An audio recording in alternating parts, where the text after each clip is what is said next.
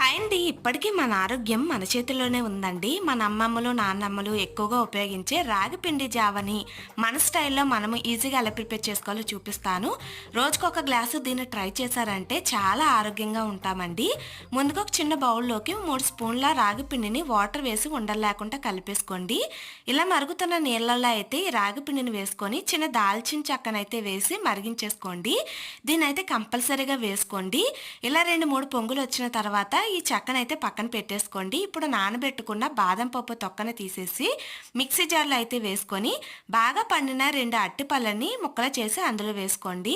చల్లార్చుకున్న రాగి పిండిని కూడా వేసేసి మెత్తగా మిక్సీ పట్టేసి ఇలా గ్లాసులో వేసుకొని రోజుకొక గ్లాసు దీన్ని ట్రై చేయండి. నిజంగా చాలా అంటే చాలా బాగుంటుంది. పిల్లలైనా పెద్దవాళ్ళైనా చాలా ఇష్టంగా తింటారు. స్వీట్నెస్ కావాలంటే బెల్లం కానీ పంచదార కానీ వేసుకోండి. నేనైతే వేయలేదు. ఇలాంటి వీడియోస్ కోసం లైక్ చేసి ఛానల్ని ఫాలో చేయండి.